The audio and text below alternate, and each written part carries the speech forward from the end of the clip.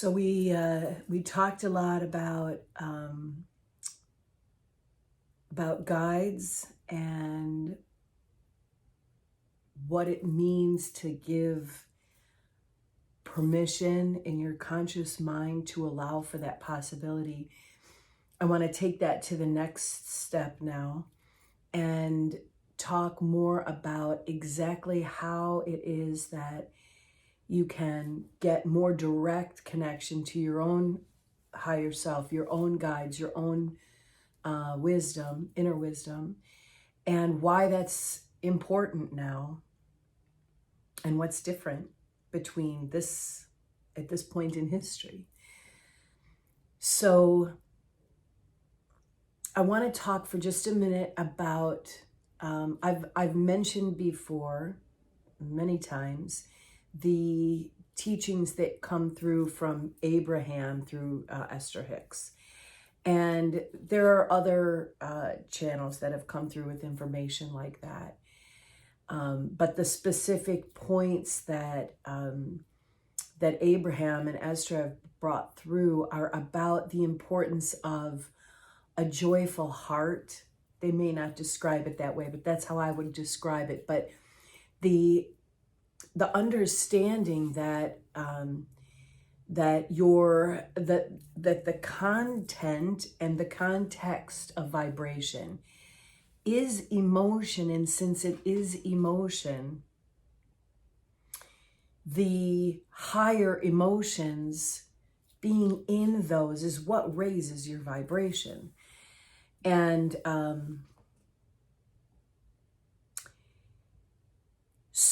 and those teachings have been coming through for quite a while now. I think it's been at least 20 some years. And it's in a way, so many of these teachings are incredibly simple and yet difficult.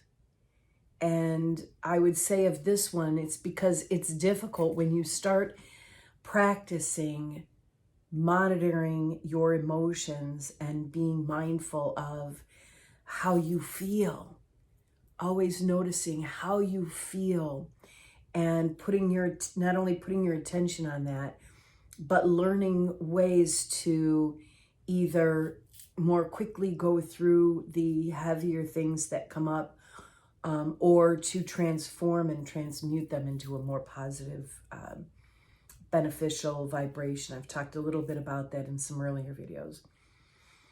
But we are in evolving times. We always are. There's certain truths that are fundamental and have been for, thousands of years. But the universe is an expanding, creative creator. This is the whole of existence is in active creation. And so, of course, even in humanity, and even in the understanding of the underpinnings, the spiritual and magnetic underpinnings of the meaning of life, it's constantly evolving. And those of us who are here right now at this moment in history, especially those who have been here for a while, like me, and seen I wanted to say cascade, but that sounds like you're going down and we're cascading upward. But the incredible speed of change. And it is phenomenal how much more is at our fingertips, how much more knowledge, how much more information is at our fingertips. So our ability to move forward, to unfold is just incredible. It's an exciting time to be alive. It really is. I used to think that even years ago. I feel like we are in the golden ages, just based on what's available to us. And that was before I added in all of technology and the electronic wavelengths that we have access to. I mean, I can monitor sleep patterns and breathing, and you can it's just, I will go crazy talking about all that. But the reason I want to bring it up is some of what I have been drawn to and been studying, scratching the surface of, is biogeometry. And that is another thing that has come through in the last couple of decades, but is expanding and getting brighter.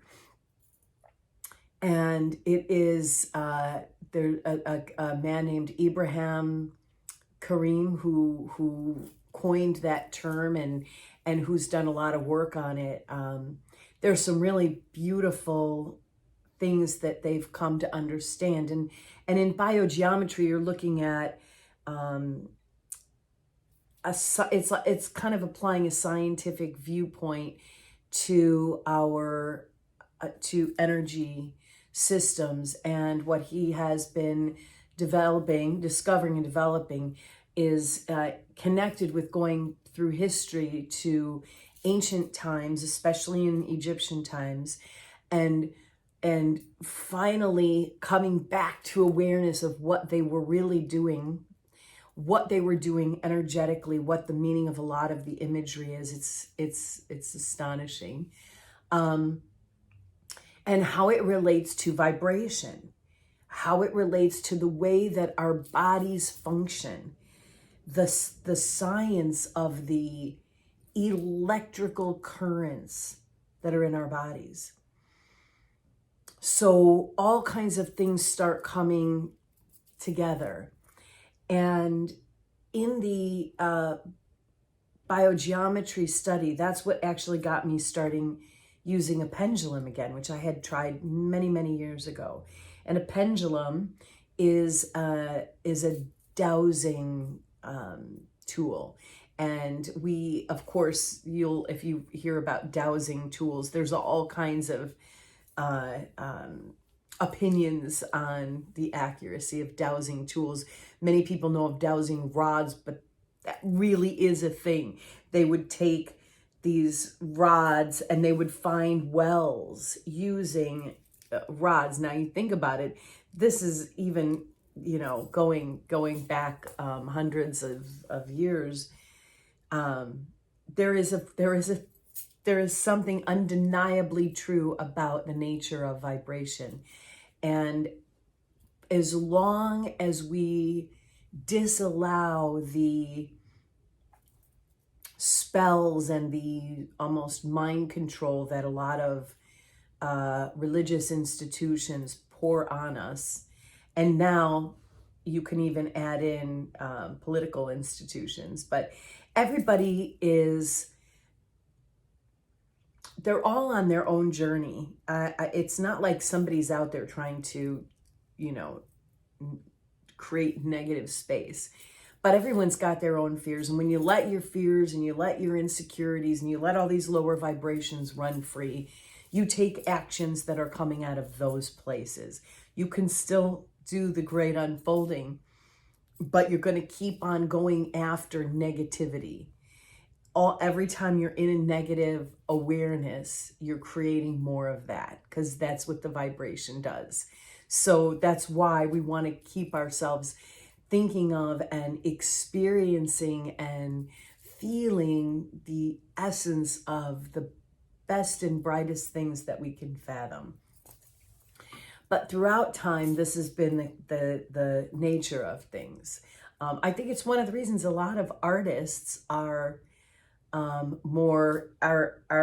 into very more esoteric, philosophical and spiritual ideas, because the nature of the nature of being human, and being human in the most beautiful way, is receptive. the vibrations that in order to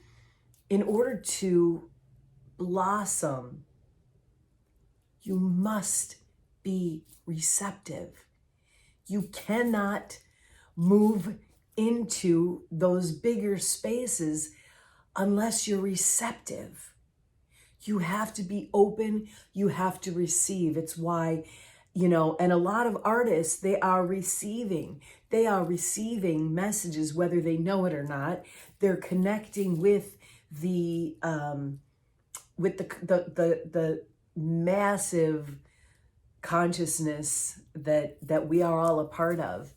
And call it whatever, the mighty all. There's so many cool ways you can describe it, but the idea is when you're in a receptive mode, you allow in, for example, if you talk about love, we can love, and love makes, projecting love makes you feel really good, but really love, when you even say the word, it doesn't feel, to me, it doesn't feel like an outward, it feels like an inward, just the word love, it rushes in. So when you love, you are receiving the beauty that you are loving, the human being that you are loving, the characteristics that you see, that you are, everything that you love, you are receiving. That sunset, that mountain, you are receiving, and you feel love. Because love, that vibration, if you even took the word love out of it and just said that vibration that I feel in those moments, that is God. That is the essence of the universe, of the beauty of the universe, is that, like, that is what is out there that we feel disconnected from when we're too caught up in the mundane, negative things of our lives. So, trying not to tangent, but so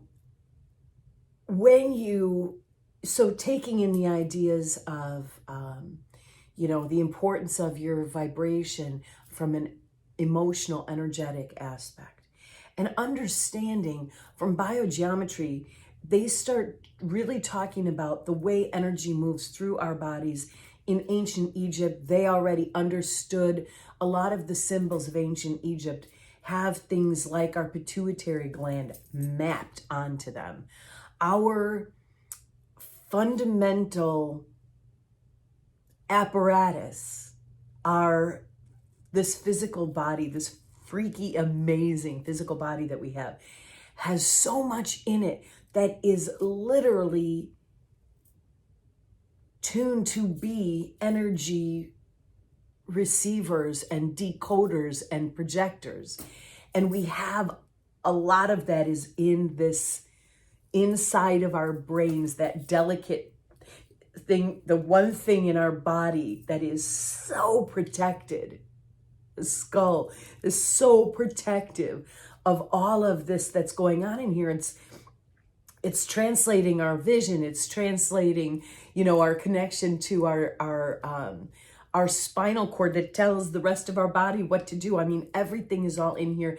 And what is in here, when you start getting into the science of it, it is mind-blowing, and it makes you want to just, now if you want to pour love and attention onto this beautiful thing that's going on inside of your skull, when you do chakras, that third eye is the indigo color, and there is a tone that's associated with it. You can do toning to fill that, bathe that with that indigo light. That is a way that you can amplify it. Okay, there's so many other things, but I'm just throwing that out there. I know I will get to the chakra thing. I'm going to talk a little bit about chakras for a minute because I'm talking about biogeometry and the work of Ibrahim Karim. And one of the things that I really love is that they talk about the energy patterns, the geometric patterns around us. So, and there are other ways that you can get this information. And I really wanted to do some drawings, and I haven't done that yet, but eventually when I start creating support documentation, I'll have that. But what you can imagine, so the way that energy moves around us, you can imagine as a human being, if you were standing or sitting, that there is an energy field around us that is, if you could imagine yourself sitting in a gigantic donut. It's a torus, but it's really like a gigantic donut. So imagine you're in the center of a donut and you are like the donut hole. Okay. But rather than it being a donut, it is the outer shape of the donut, and it is a vibrational energy field that is like a circuit around us, containing us. Then you take that same shape, turn it sideways, and imagine that the center is any one of your chakras. For anyone who doesn't understand a chakra, they are energy points on the human body there's a root chakra at the very bottom of your pelvic floor. There is just below your belly button would be your sacral chakra, and that is your creativity and sexuality, which is very tied together. And then I guess I should tell you the colors. It's red, and then it's orange, and then at your solar plexus, kind of at the base of your rib cage, there is your your solar plexus chakra. That's yellow, and that is will, and it's kind of your power center. And then up at your heart level and kind of at your breastbone, I always think of it like if you put your arms out to the side and you bring your hands in, that's where your heart chakra is. And that one is green. And then we have our throat chakra is blue. And I would think of it like cyan blue. Some would say azure blue, but you think of it maybe more like this kind of blue, only like a more rich. And then your third eye right here is your knowing, your connection, your soul connection. This is your indigo color. So you can imagine the fresh, brand new jeans that have not been stonewashed or faded, but that deep blue that makes jeans. And then at the crown at the top is a crown chakra. That one is purple. That's like our connection to our higher self. And you have to understand there's actually, if you could visualize the energy that we each are, okay? We have a physical body, but our energy field that is partly residing within this body goes massively outside and above. It's much bigger, okay? Our vibrational field, our vibrational bodies are much bigger. We're just like at the very bottom of it is where this physical body is. And I think of it sometimes you could almost imagine that your vibrational essence is stuffed into a body, but it's not really. It's just gently radiated into it, but it does feel constricting if you think about it that way. So, get that message off my phone. So, okay, so now you've got this idea about the energy. When I talk about chakras, if you study them, you'll see that they talk about it like a spinning disc. So we've got these spinning discs, but really they're like little vortexes that go through and come out the other side, okay? So there's actually a front and a back to each one of them. Well, if you take that torus, that donut shape, And if you turn it, so let's say on your throat chakra, you're going to imagine, so you want to see what a chakra looks like. It's like the center of the donut hole, where the donut hole is going through my throat, right? And you've got to use a lot of imagination, but that's what we have. That is part of what's human. So you use your imagination and you visualize this donut shape, right, of energy, but it's sheer, it's not solid. It's donut shape of energy moving. And right through the center, so in the throat chakra, it would be right through the center is this beautiful blue, and it fans out to the front and to the back where it comes out of the torus, right? And it spins. Okay. I really should just do my video on that, but I will eventually. Anyway, the point about it is, what I'm trying to tell you about the biogeometry is that figure that I just described. That's part of what I got through the biogeometry. You're not going to see that in a lot of chakra stuff. They're going to talk about, the shape, and it's going to have a pattern and all of this. The information I'm getting from my guidance is that shape, the mandala style shapes on there, that's not the thing to put your attention on. The thing that matters is the color and the frequency. Anyway, and the colors, I just imagine them. When I do my chakras, I imagine electricity going through there. Sometimes I can imagine feeling the little sparks. Okay, so that is all very beautiful ways to build that momentum. And the reason I'm putting these together is because there are, I would say in my adult life, like there have been, I've talked about this before, there have been people that do channeling, like Esther Hicks, and people who've channeled Seth and Michael, and there's all kinds of channelings. And those are ways where an individual is able to allow in this consciousness, which is all around us. And in particular, I said in the last video, we each have basically an entourage of a number of energies around us that are our guides. And I don't mean like a ton of them, but 3, 5, 7, whatever you have a number of them. And the concepts that you are connected to as your soul group is going to be whatever things are special, that are special about you.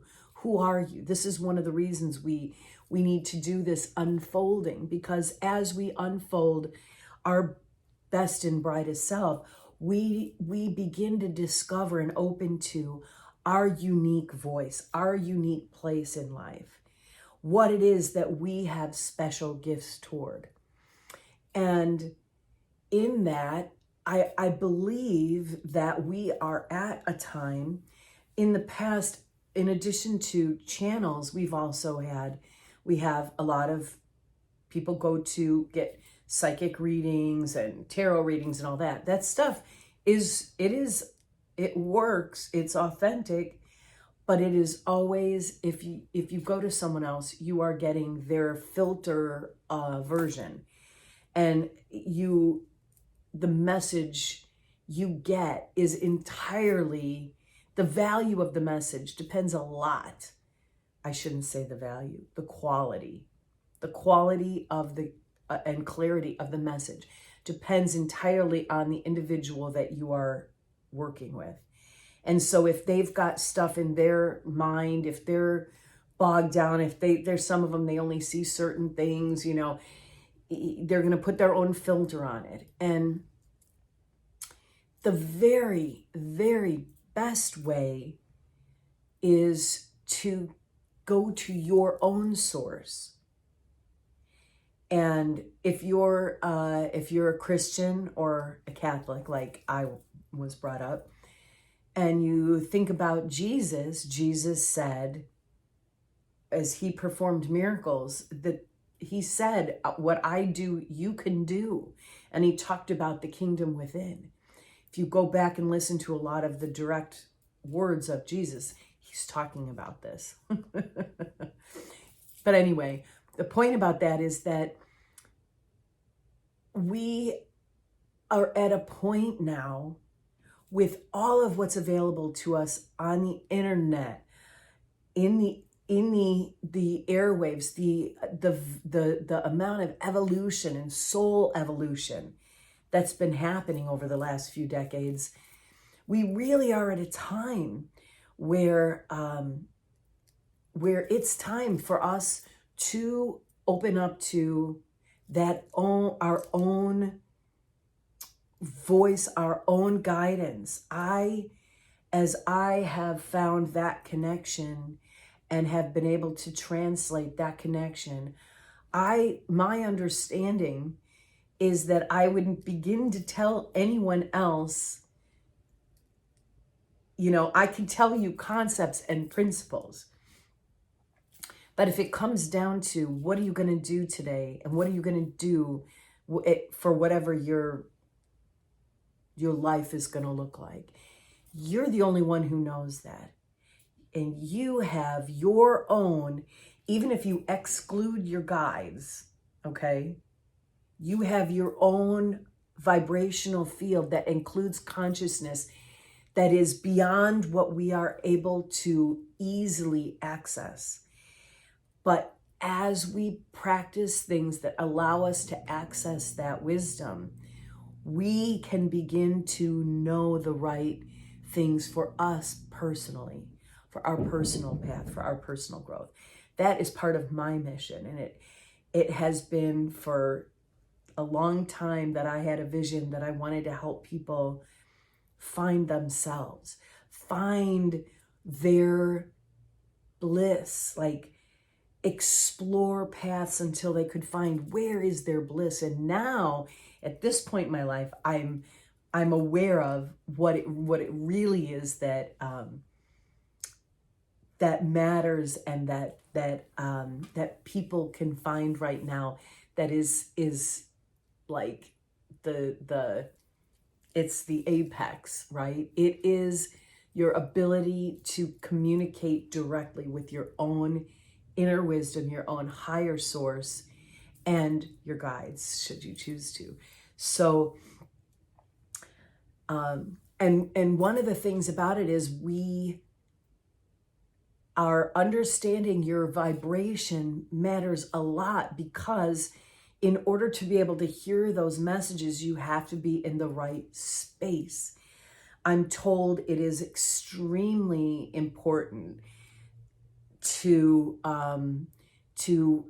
work with that intuition after you have slept and you're rested. Some of the Abraham Hicks stuff talks about how when you sleep, you put all of that thinking aside. You stop creating, and you have this restful place. And whenever you wake up, you want to wake up thinking about all the dreams you want to make for the day. You want to be in a dreamy, uplifted state.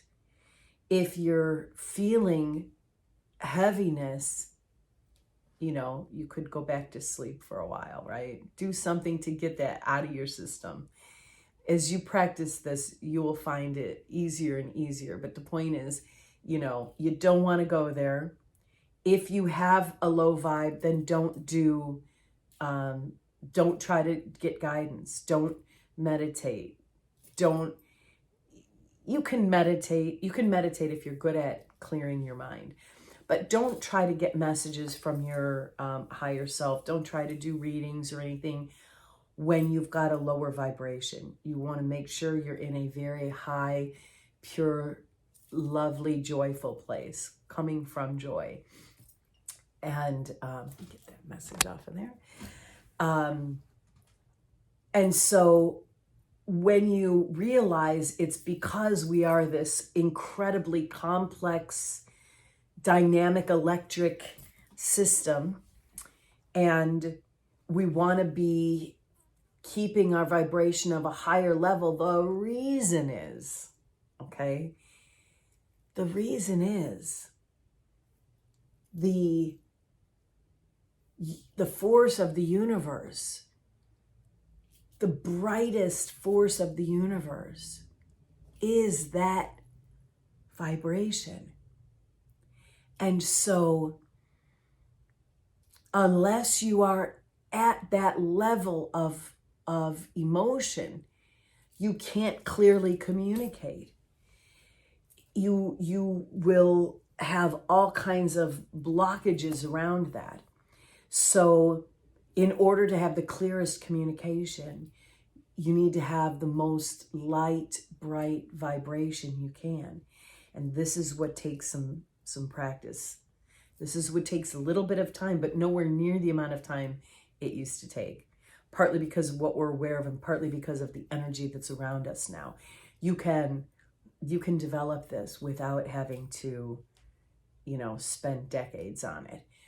But it's important, it's critically important for your best and brightest unfolding that you drag yourself out of all of the negativity that is happening on the planet right now. You don't have to do this. You can stay exactly where you are. But what I'm talking about is to those individuals who feel called to be a cog in the development of consciousness and humanity, who want to participate in seeing the world as a better and brighter place. This is one of the keys to get there. So nothing that I say is a proclamation, and I'm not telling anyone what to do, because there's usefulness to those heavy vibrations. It helps us know what we want.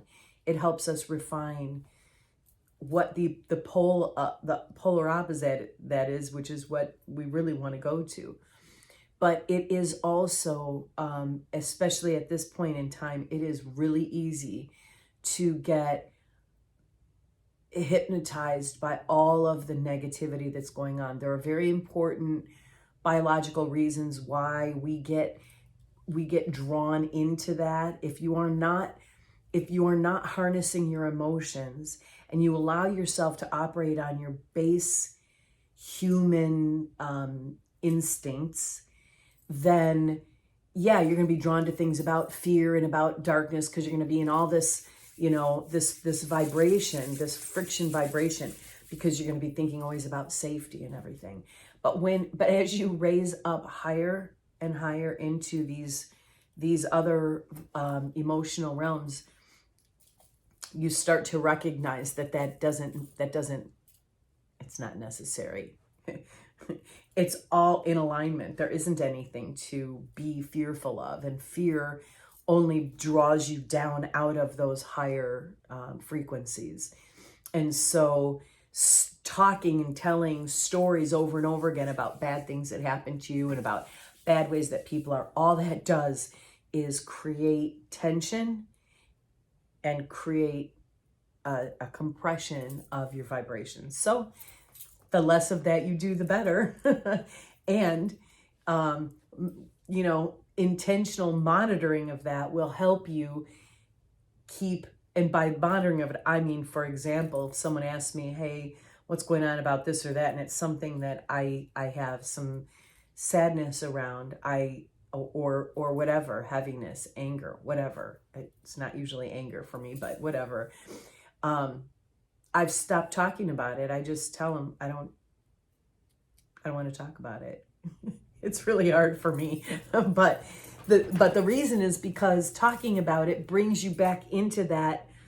It mirrors you back into that vibration. So if it's something that you're sad about, and you keep talking about it, and you keep thinking about it, and you keep, you keep your mind on it, you're just staying in that place. And what we want to do is get, gradually out of that place. So, I know that's long. I'm going to have to cut this. I have so much more that I want to talk about with that. But anyway, the point about all that is to say that you can utilize tools, and I guess I'll do another video that'll talk more about the actual tools. You can utilize tools to get into that communication with your own, I call it my beloved mighty I am presence. You can call it whatever you want, but that just lights me up. So anyway, there are tools that you can use, and there are ways that you can get yourself to where you want to be. If you want to be in a more light, if you want more flow coming to you, if you want more success in your life, you want a better sense that you're actually on your path, whatever your path is, this is all achievable, and it's not that hard. So, but I will talk more about it, and hopefully you got something out of this video. And if you did, I hope you will like and follow me on my Facebook page, The Great Unfolding, and on my YouTube channel, The Great Unfolding.